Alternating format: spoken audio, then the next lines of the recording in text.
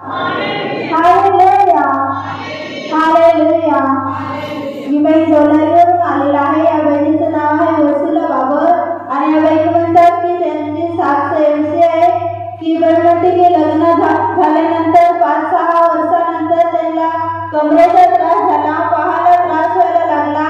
म्हणून हे त्रास त्यांना पुष्कळ 30 की 35 वर्षापर्यंत त्यांना त्रास चालूच होता। म्हणून ह्या त्रासासाठी बाई म्हणते की त्यांनी पुष्कळ डॉक्टरांकडे उपचार केले, डॉक्टरांकडून गोळ्या औषधं घेतली, परंतु त्याच्याने काहीच फरक झालेला नाही। शेवटी या बहिणीने ते वैद्याचे उपचार करायला सुरुवात केली।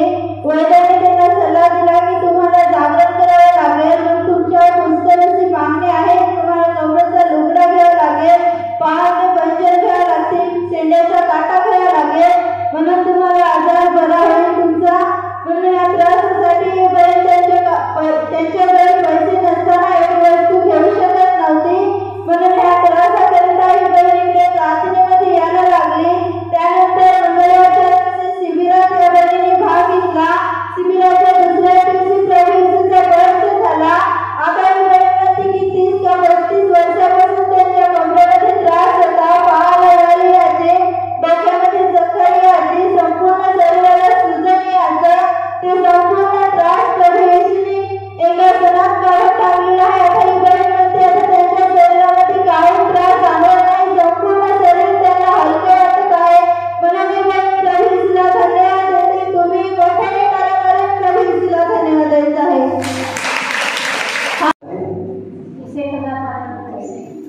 30,000 झाले।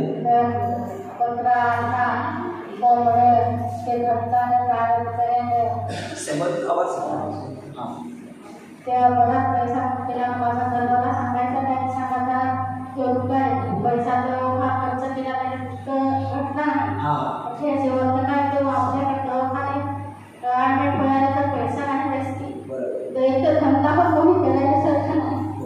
फोन आहे घराची बाहेर धंदा करायला मोठं जाय नाही, ये फक्त कंटाळून गेली।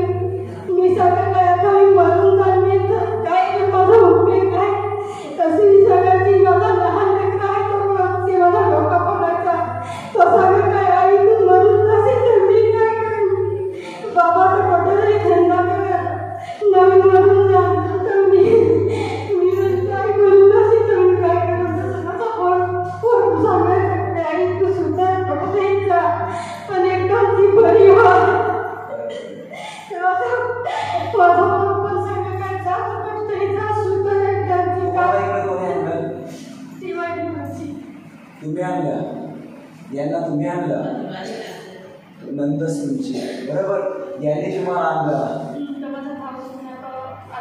आणि ज्या दिवशी तुम्ही आले त्या दिवशी असे त्रासातच होते, मला भेटायला आला तरी त्रासात होते आणि तुम्ही मंगळवारी केंद्रात आला शिबिरला।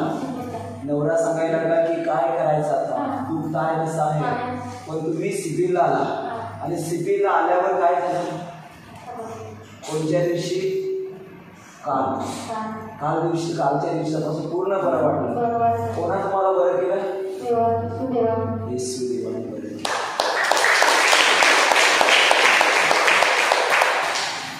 यांचं स्वतःचं दुःख सांगतात, काय 35 वर्ष झाले पाहाला वळ याचे, कंबर दुखायचे, बायकोने काल साक्ष दिली, मी बायकोला सांगितलं अगं 25 वर्ष नाही 35 वर्ष माझं कान ना बरे नाही करेल, बायको म्हणाले नाही 25 वर्ष, मी सांगतो जाऊ नका, 35 वर्ष झाले यांना त्रास। आणि भगत खोडले तुम्ही, ऐकले भगत खोडले तुम्ही, भगत खोडले हा माहीत नको दुसरा घे ना गेलाय नाही, भगत यांनी खोडले, डॉक्टर खोडले, डॉक्टरांकडे किती पैसे गेले, बाईंचे जायला लागते 2 दिवशी 3 दिवशी जायचा, गोळ्या दिल्या या तुम्ही जे तुला आराम पडत गोळ्या घेशील तर त्याच्याहून जास्ती त्रास व्हायचा, अंगा मसाला घाम यायचा, अंगाची तलखी व्हायची, आग व्हायची, उन्हा पडायचा, फार वैताग करून। तरी पण किती पैसे गेले असते डॉक्टरांकडे, गेले असतील ते, काही नेहमीच जायचं तरी पण किती लाख रुपये. घरवाला माझा कमावं त्याच वाटते इकडं भरता गेलो दवाखान गेलो तसे करून पैसे तर फार गेलं पण तुमचं तसाच भक्तांकडे तुम्ही रवाल केली रवालीचे 300,000 रुपये गेले. खरं सांगता नक्की पण तरी दुःख मोठं तसंच होतं बरोबर. आणि नंतर तुम्ही तुमच्या वहिनीच्या सामन्यावरून शिबिरात आला. मंगळवारी आला तेव्हा तुम्हाला अनुभव आला नाही पण कालच्या दिवशी प्रार्थनेत भाग घेतला आणि कालच्या दिवशी 35 वर्षाची बिमारी तुमच्या शरीरातून निघून गेली. खरं सांगता हसवत नाही मला नक्की खोटं नाही सांगितलं. कोणावर गेले तुम्हाला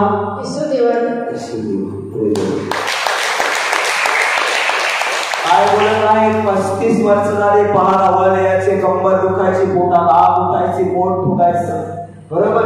या त्रासासाठी तुम्ही फार गेला पण कुठेच फरक नाही. इथे कोणा तुम्हाला फरक दिला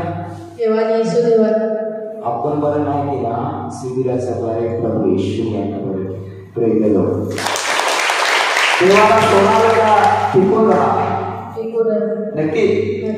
वाद्यकरणाकडे गेले लांबे संध्याकाळी बरोबर. मार्गदर्शक डॅन्सर वाद्याकडे गेलेले काही फरक नाही.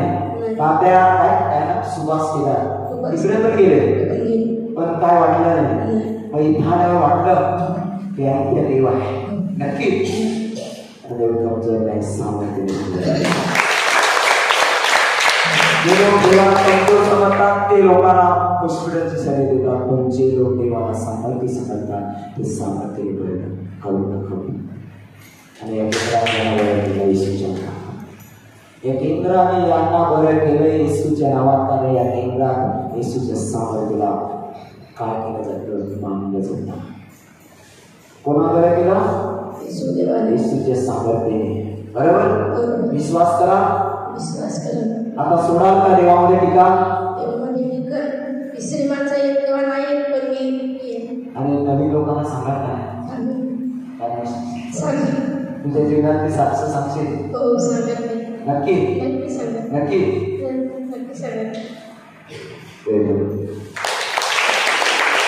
सांगा